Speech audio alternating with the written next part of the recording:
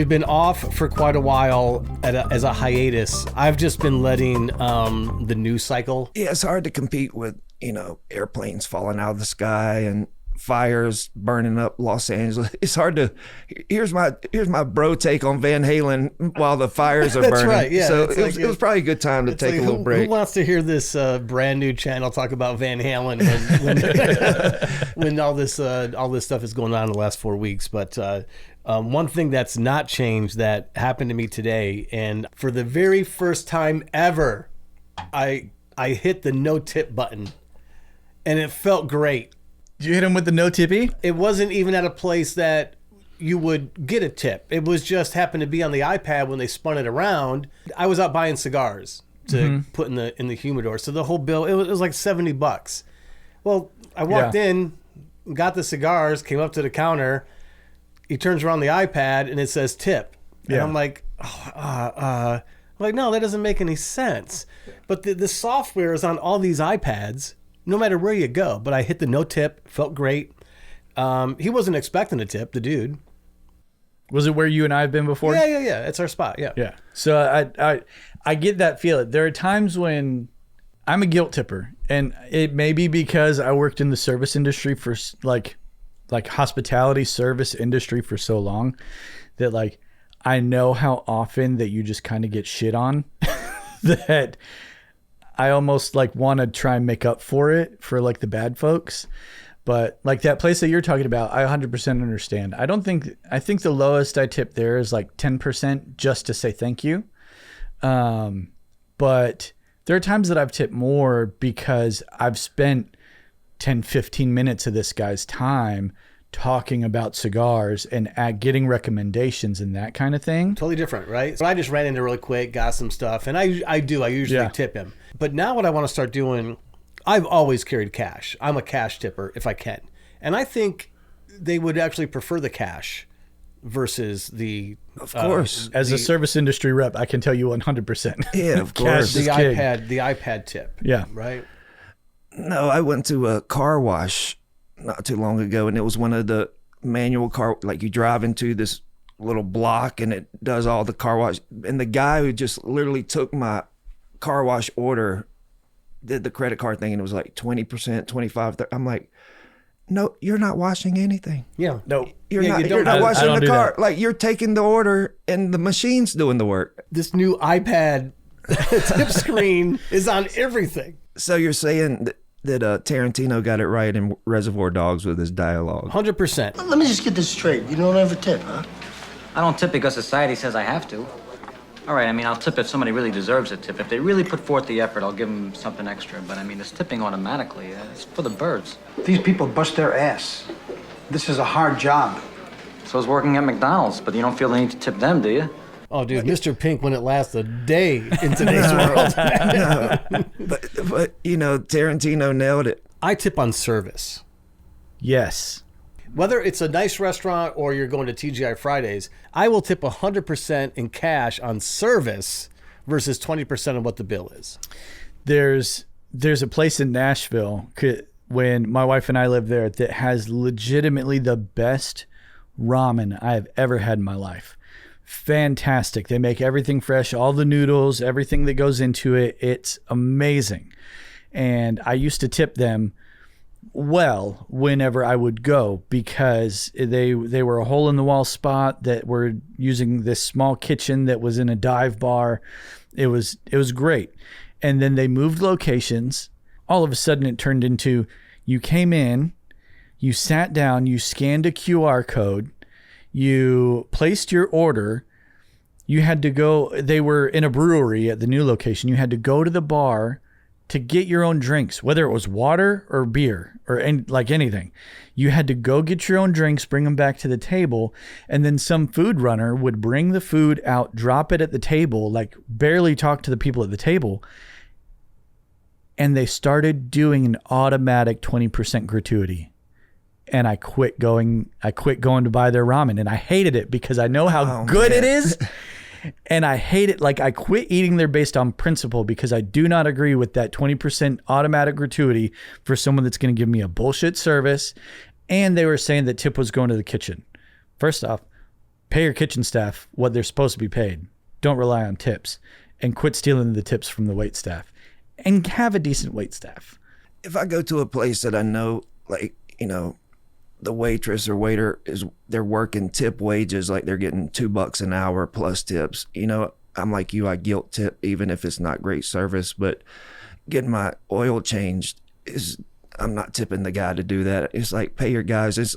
Actually traveling around the world. I went to South Korea with my wife last year, and tipping in South Korea is considered an insult. So when we got off the plane and we got in the cab, the guy drove an hour to get us to Seoul. Great driver, really nice, talking to us about the country. And at the end, I was going to give him a 20. He was like, no tips. And he was angry. And I was like, what do you mean by no, like, for you, you know, thank you. He goes, Korea, no tip, it's insult. So in their culture, it's an insult. It's like you are talking down to them, or, you know, like it's a handout. It's a handout, or you're saying that their employers aren't taking care of them. And so the rest of the time we went to like Michelin 3-star restaurants and no tip. Did it feel weird not tipping? It felt weird not to be hit up for a tip. Yeah. Apparently tipping originated in Europe in the Middle Ages and came to the U.S. in the 1800s. And tipping was well established in the U.S. in the 1920s. And so apparently when in the 1800s? Let's see. In the medieval times, wealthy people would give extra money to servants who performed well. So again, based on service. Wealthy Americans brought the practice back to the U.S. in the 1850s and 60s as a way to appear aristocratic, because it was like a wealth and a loyalty money. thing. Oh, we've got more money. Here, take some of our. Yeah. It says early reception in the U.S., most of the Americans initially opposed tipping, considered it classist and condescending. So kind of like Korea. What if that's how Jack the Ripper started? Is because he's with a hooker, right? And she wants more money, right? She wants a tip on top of her fee. It's 1888, you know. They get done, and she's like, "Oh, it was great. That's going to be 2 shillings, and how about a little bit more?" And he just kills her. Well, didn't they just found out who that guy was, right? Mm-hmm.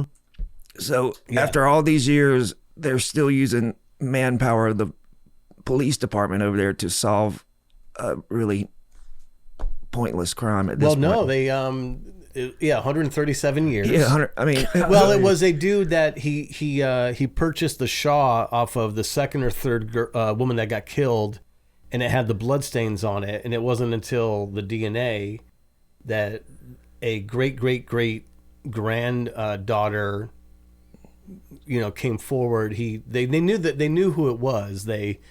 This guy Aaron Kaminsky has been on the list since 1888. He's been like a prime suspect, but they finally confirmed that it was him. Yeah, but at what point do you walk into the department and go like, well, I know there's crimes and murders in the last month, but I'm going to go back and solve this 137-year-old crime. Right. But I mean, you talk about where they needed Doge right there. Like the Department of Government Efficiency should have been there and said, "Well, you're still investigating this freaking case." I mean, really, was there anybody who was like, "Finally, I've been waiting"? So, like, everybody. I think that it's been a whole big thing, man. I mean, so they were able to clear a 130-something-year-old murder from DNA. The DNA held up that long. Isn't that crazy? That is really crazy. Yeah. However, I will say this. Oh, here it comes. If you had to be a descendant of an evil person, Jack the Ripper is the one that you want. Yeah, he's like Billy the Kid is a cool. Billy the Kid, the same thing, cool right? name, right? Yeah. It's outlaw guy. Yeah, you don't want to be descendant of Adolf Hitler. You got to change you're like, oh no. But there's something about Jack the Ripper. You're like, oh yeah, that was my great grandfather. Yeah, Jack the Ripper was such a myth that I don't think I even believed it was a real story. I thought it was just a fable of a guy, and you know. But kudos to the detective who wouldn't let that go. A lesson for life: if you've done anything or related to anybody do not give your DNA samples to 23andMe. Just roll with your heritage. That's how they found the Golden State Killer. Was he got away with it forever, and somebody in his like a cousin was like, I wonder what my ancestry is, and they gave their DNA. They're like, well, that matches the Golden State guy, and they popped him up. So if your brother or sister does 23andMe, you don't have to. What they promoted was find out where you're from. Nobody got those results back and was like, finally, I'm 10% Icelandic. No, everybody's from Europe. Everybody's German. That was I firmly believe that was a psyop to get people to donate to have a database of DNA worldwide, because it worked, and they've sold the DNA several times to different companies. We were on the same wavelength. Yeah. Well, that's exactly why I never did it. That's what 100% what that was. What are we making with this database in DNA? Because you're sending your DNA there, a strand of it, right? Yeah, you have to like do a swab or somehow. We're so stupid. We're just giving our shit away. That's what millions of people did for years. It was like 23andMe, whatever, Ancestry.com, all these companies, and they were like, we'll do it for $40, $30, find out give us everything. Give us everything. And no, you just put your whole life story into a government database that can be picked apart. Oh, because you got to put it, you got to fill it all out. I've never done it, so you have to fill out all the info. Mm-hmm. Not really. It's all the info's BS. They want the DNA that tells the real story. Aren't we all just from Genghis Khan? Isn't he like the daddy of the world? I don't know, but I don't trust it. But where do you stand on sperm banks? I don't trust those either. I mean, the thing is I almost did that in college. What, donate sperm? Yeah. Well, the thing is in certain, like in Japan right now, I think they're encouraging people to come, like if you're healthy and you have. How much can you get? Japan's doing that. That's what I was just saying. You can go make money donating sperm, but I think all those systems can and sometimes are abused. But the DNA thing, the 23andMe thing was total psyop. That was never intended for you to get closure about where you're from. Nobody was walking around relieved that they have 4%, German heritage. Right. Nobody cares. And right. They paid the government to have their DNA forever. Right. If Jack the cataloged, they could dig up Jack the Ripper 137 years later, you're going to be in their catalog forever. Right. When you went to when you thought about donating sperm, how much were they going to give you for a quick jerk? Man, I feel like at that point in time, I feel like it was only like $800 or $1,000. Wait. What do you mean $1,000? Yeah, I'm going tomorrow. Well, because let's go back. Because I've got a towel in my closet that's worth about $500,000. It's like a Bitcoin. I could be remembering.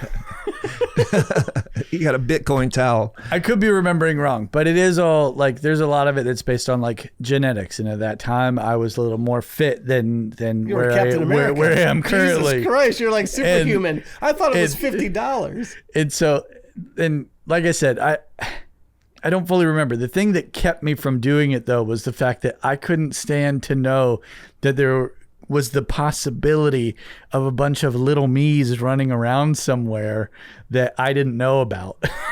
And so I just couldn't do it. I don't, for $1,000, I would go masturbate in a cup every day. I know. I would do it every single twice a day. I'm losing money. I do it twice a day right now. I know, into nothing. You're giving it all away. I'm just giving it away. You're paying. You're like, I gotta look it up. Jesus Christ. It can. I gotta call bullshit on that. $1,000. No, everybody would do it. Dude, sign me There'd up. be sperm banks everywhere. I'm not sure how it all works, but from what I could tell is they have criterias of what women are looking for. Right. Like, so they have the women are there. So when you walk in there, like, nope, and they just turn you around. Well, it's like a Sears. It's like a blocked turnstile. Well, once they get your, from the way I understand it is once they get your sperm, they create a profile in a catalog, like a Sears catalog, and the woman goes, "Oh, 6'2", green eyes, went to college, played sports, health. I'll take him." And that's the process. So women have been terrible forever. I'm not gonna say that, but I will. Okay, so my number range was not wrong, but it wasn't 100% right because it's not 800 to 1,000 per spank. It's like $800 a month is what you can get. Dude, I could live off of that. That's like donating plasma. Just go every week. But for anybody watching, you got to be 5'8", because you have to be 5'8" or over, because it's a criteria of being able to donate. Oh no, they don't want a world of short kings. They want Captain America everywhere. In Japan, they have it down to a science. They built machines to do all the work for you. It's like you just walk up, put your dick in the machine. Where do you walk up? What do you mean? Where do you walk up to? Like on the side of the street? Online. It's online. You gotta pull it up. I can't describe it. It's indescribable, but amazing at the same time. Hold on, that's a whole row of them. So you mean there's no wall divider? God, dude, it's awesome. Or is this just... Dude, I'm putting that right in my fucking kitchen. Hold on. Do you see how that thing is tightening? They do the analysis and medical thing, the whole deal right there. It's like you're going to a stadium and they have different sizes. I won't even do different sizes. I have a shy bladder. I won't even go to a urinal next to a guy. How am I going to stand next to a guy doing this? Well, they'll look and say, well, turn up the heat, make it a little tighter. Chris, you're done for. What? So imagine you're standing next to a guy doing that, and then you just happen to make eye contact with him. What's up, man? Like, oh shit! For the greater good, we're here doing it. But I love the fact they have different sizes and different temperatures. And can you talk to it? Does it talk dirty to you? I don't know, but that'd be hot. With AI, they should be able to make one that at least the machine whispers in your ear. The machine collects your sample, analyzes it. Is that guy there the whole time? I hope so. He's very handsome. I see one flaw with this machine. The only flaw is that there's no handles to hold on to. Look, he's dialing it in. He's like, what? Oh, we're gonna go a little slow. We're gonna take our time, and then they can change height for you. Oh yeah. Would you tip that machine? I would give it more than just the tip. I was hesitant at first, but I take comfort in seeing that they had like new inserts that went in. They better, right? I don't think they just want you to raw dog a glory hole in there. You ever go to a stadium and there's always one guy at the urinal with his pants all the way down to his ankles? Oh yeah. I'll be that guy. But who's gonna be the genius that brings that to America and says, we've cured loneliness. You just walk up to this machine, pull out your phone, and look at Facebook, scroll, do your thing, and take care of your business. But dude, they've got everything down robotics. Japan is gonna be. Japan and China are killing us on robotics. Oh, they are crushing us. We went to Japan a year ago, and everything is like, it's like a different planet. It feels like a third world over here. When you get back over here, it's like horse and buggies and whips and cowboy hats. We're over here shouting at each other over nonsense, and they're over there making jerk off machines for sperm collection. And like I said, not only does it jerk you off, and you have the customization, it collects the sample, analyzes it. The doctor doesn't even look at it; it just spits it out in a tube and. What if it just goes down the drain? Like on the other side of the machine, there's nothing. There's just nothing but a wall of just cum all over it. or if they analyze it and price you out based off how quality it is, it's like, sir, your sperm was worth $3 today, and then the guy beside you is like 6'5", and they hand him like $1,000. And you're like, what are we doing? But yeah, it's like, hey man, do better. But if you would have told me that when I was 20 years old, that there'd be a line of machines to collect sperm samples with different shapes and sizes and sleeves, I would have been like, that's Back to the Future Part 2. And we are living in the future. But yeah, there you go. That's better than the hoverboard. You learn something new every day. Have you ever been to Chichen Itza in Mexico? Oh, have you ever been down there? No, I want to though. Dude, it'll make you believe everything is fake. I mean, they have it down to still today to where when the sun hits, it like projects a snake on the side of the thing. It's like, and they dialed in the calendar to stars and stuff like that. It's just like, we could never on our own do that today. No. We think that we're the smartest. Because of these freaking things, man. We tend to think we're the smartest and everything before was stupid. And really, it's totally opposite. Yeah, it's totally opposite. 100%. Did you know in the Grand Canyon, there's an area that you cannot go to because there's Egyptian ruins. Have you ever seen this? What? No. I don't know enough to be smart enough to tell you about it, but I've seen photos and it's pretty convincing. And there are areas you can't access. Like, I don't know, man. I what think is there'd be preventing visuals of that. I don't people know from about that getting there? Like, if Chris and I just decided to go and just do an expedition, what day would you want to do that? Like, how are we not I allowed probably to might be go in there? Japan that day. Yeah, now that we know these machines exist, screw all this Egyptian artifact stuff. I mean, I don't know the details, but, I do know that there are photos and there's, people who have seen this stuff. I don't know what I'm looking at here. Well, there's pyramids in Antarctica. There's pyramids in Egypt. There's pyramids. And now they're saying there's pyramids in the Grand Canyon. And on Mars, too. That's crazy. I heard that about the Grand Canyon. It was not a rabbit hole that I really went deep down, but it was like, okay, I see the Sphinx and the pyramid. I could kind of see the outlines of it. But could that be devil's advocate? Okay. A trick of the light, if that shot is real. Trick of the light, the perspective that you're at, it just happens to look like the Sphinx with the Great Pyramid behind it. Sure, it could But- be. but I say we go find out. Could it be real? But the lack of access makes you believe that it's real. There was a show back in the 70s called In Search Of. You ever heard this show? It was it was kind of a paranormal cryptid search show in the 70s. And it was called In Search Of. They would do Bigfoot stories, they would do alien stories, things like that. But it was hosted by Leonard Nimoy. It was hosted by Spock. Okay. And it was fantastic. Back then there was no social media, of course, no internet. So you would get your conspiracy theories kind of through this show. You get your conspiracy theories from Spock. There's persuasive evidence that Bigfoot is real. 15 million Americans claim to have seen a UFO. 15 million. Aliens, real or not? 100% real. Real. 100% real. I think so. In fact, I have my own conspiracy theory that this is going to be a deep dive. I tried watching Close Encounters of the Third Kind a couple weeks ago. Couldn't find it on any streaming service. And then when I did find it, I had to rent it. Even though I'm paying $20 a month for it, I still had to pay $3 for Close Encounters. Everything that's happened in that movie, a lot of the documented cases that people have come forward and said have happened to them are in that movie. Now, unless they're ripping off the movie and it's all a whole big, grift, it's too similar. What if Gene Roddenberry, who created Star Trek, what if Gene Roddenberry was an alien? And you write about what you know, right? People say that the aliens have been here for centuries. What if Star Trek is actually real? What if all these places they go to, these solar systems, are actually real? But we think of it as fiction, but they're basically prepping us. So what Steven I'm hearing... Spielberg's an alien. George Lucas is an alien. Predictive programming, that's what they do. The show, what was the movie, They Live? They Live. Yeah. And then the TV show V, remember that? Yeah, V, yeah. Where they The reptiles? peeled the skin back.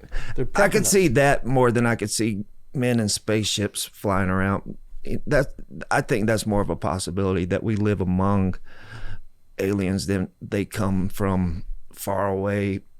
I believe in the firmament, the dome around the earth.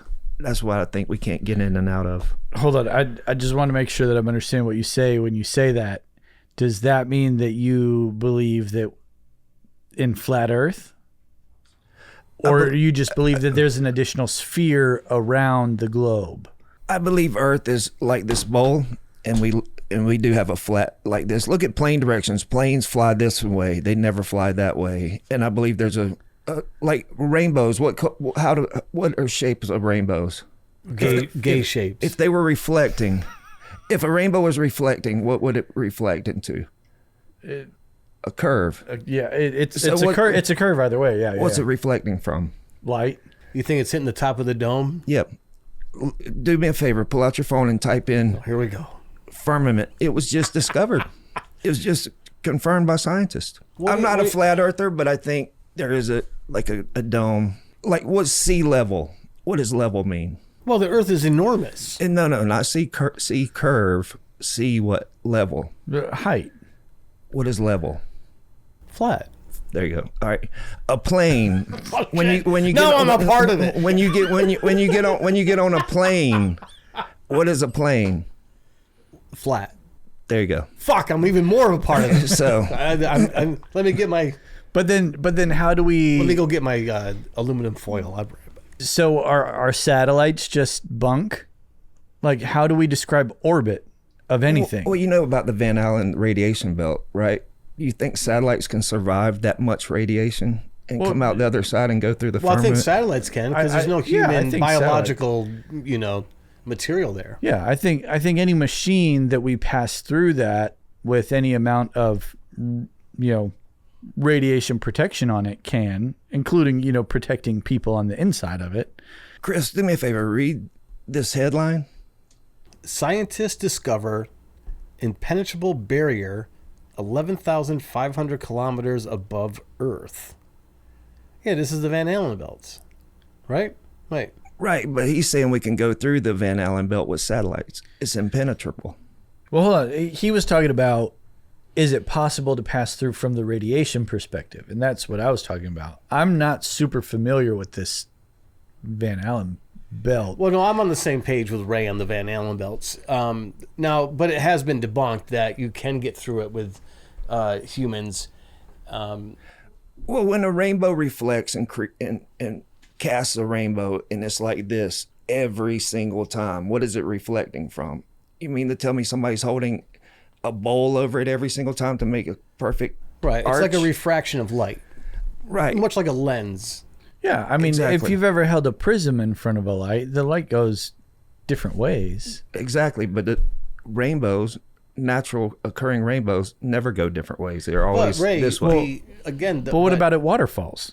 Like, I've seen a curvature at a waterfall, and that And has that's the- nothing to is do that with the the- rest of the sky. I think the firmament is the other half of the ball, and when rainbows appear, they're reflecting off of that. That's just, it's hard to argue the theory because it's true. I mean, you can create rainbows, but natural occurring rainbows. Fucking love it. But here's the thing. Point me to a naturally occurring rainbow that wasn't in the shape of a half circle. I just did. I love it. At the base of a waterfall. But you just said it still had a curvature in it. Okay, sorry. That isn't isn't that the happening at a atmosphere? I don't know how curvature this from a works. prism. From a prism, you hold a prism in front of a light, and That's you've not got natural- the Pink that's Floyd not natural. cover. That's man-made creation of a waterfall. Holding a prism. I'm talking about when you walk outside after the rain and there's a curve in the Okay. city. Okay. Let me ask you this. I'm just going to show you a photo, Okay. Okay. a logo. What's over the castle? Is that the firmament? You tell me. Well, Because Warner von Braun, the guy from NASA, was Walt Disney's best friend, right? let me tell you what this is, Ray. I'm just telling you. What this is supposed to be is like a snow globe. That's what it's a fantasy That's world. what we live in. And most fantasy worlds are a snow globe. So what Walt Disney was trying to do with this is like it's a castle in a snow globe. That's what that is. I appreciate the reach. I know you're a big Foo Fighters, Dave Grohl guy. What do you think about him soft pedaling, in my opinion, soft pedaling a Nirvana reunion? Do you think if they did a tour, would they rotate vocalists? Just from sitting back, 30,000 foot view, I think they're floating the idea. We tried it with Dave's daughter. We're trying it with Post Malone.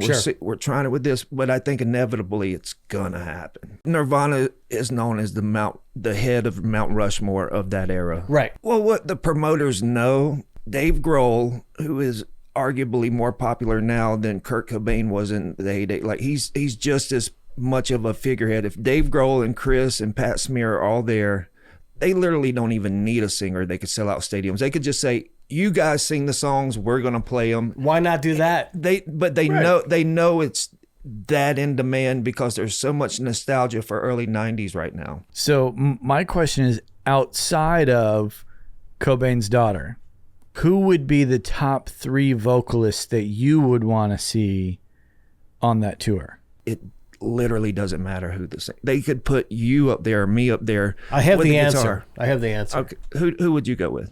Sammy Hagar. Yes. Well, no, Sammy Hagar. I'm just revitalizes every broken band. But I think Dave Grohl has had that in his hip pocket. And whether he's pulling it out now to kind of distract from his affair, I don't know. But I think Dave Grohl is one of the nicest, talented guys in the business, and it's a smart move. I think people are ready for. I think it would elevate the Foo Fighters too. I think it would re-energize the Foo Fighter base. What do you think is some of the biggest parts of that era, as far as Nirvana defining an era, like the sound? Like, what is some of the hard-hitting pieces of that sound? Do you think it's the drummer? Does the drummer play a role in that? I think without Dave, I don't think that record would have hit as hard. I think Dave Grohl made a big impact because Dave pushes the groove. So you're admitting right now under oath that Dave Grohl is the biggest rock star ever to fucking live? Because he was in Kurt Cobain's band, yes.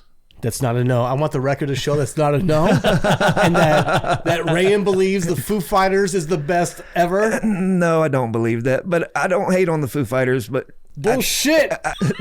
They're not icons like Nirvana is. That's just, that's just. I think Smells Like Teen Spirit.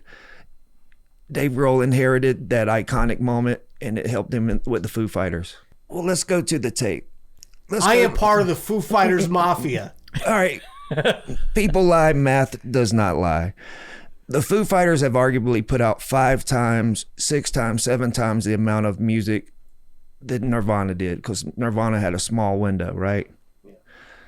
So Foo Fighters have sold 30 million records. Nirvana sold 80 million records. It doesn't take a genius to figure out which one the public loved more. And Foo Fighters have way more records and content and albums than Nirvana ever had.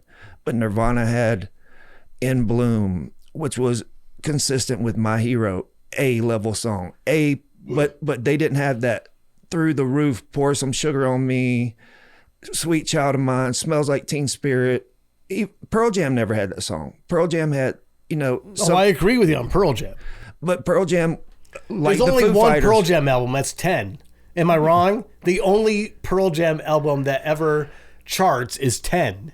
No, I absolutely, I loved Pearl Jam more than I like pretty much all those bands in that era. But they were a band like the Foo Fighters who had A-level song after song after song after song. But there's not one song What's where better than A-level? A+ is what you're trying to get to. What's the song that from Pearl Jam you hear in every sports arena? Well, Even Flow? I don't know. What tell me. There isn't one. Oh, you bastard. But what song? You see how he tricks you? He fucking traps you, dude. But what motherfucker should be a prosecutor. But let me ask you this: what Def Leppard song plays in every arena? Dude, it's Pour Some Sugar on Me. How long did that take? To write? No, to realize. Oh, right away. Yeah, so there you go. I mean, well, so ask me what Foo Fighters song does that. I'm asking you. I have to pick between 10. There's like 10 that could do that. The Foo Fighters, you could technically play any of their stuff. I'm talking about the iconic moment of a gigantic song. Well, with Foo Fighters, I would say it would have to be Best of You or My Hero. I think My Hero is as close as they got to A++ song. That's just Everlong. It's not an A+ song. Oh, dude, Everlong is a great fucking song. Beast. It's a great song. Great song. But here's the thing. So if you're the Foo Fighters and you're doing your playlist, you have 5 songs that you could end it with. Oh, absolutely. I mean, here's the thing. They have Pearl Jam can't. Pearl Jam has to end it with 1 or 2 songs. Pearl Jam has a lot of hits. Now you're defending them. No, I like Pearl Jam. That's what I was saying. But Objection. I don't think Pearl Jam didn't have a Smells Like Teen Spirit. Dave Grohl, I think, is a great musician, great writer, but he inherited the cachet of Smells Like Teen Spirit because he was there for it. He played on it. He was in the video. He was in the band. And why do you hate Dave Grohl? I like Dave Grohl, but people will argue with me. They tell me a moment Foo Fighters had that was as big as Smells Like Teen Spirit. That's the debate. That's just me. Like Shook Me All Night Long was a moment. Dude. 100%. Back in Black was a moment. 100%. But the rest of their catalog is just great songs. Great Foo Fighters songs. That's gonna do On that it. note, Do it for me. It's midnight. I'm gonna get home because it's starting to fade. But let's do it again soon. Absolutely. Cheers. cheers, boys.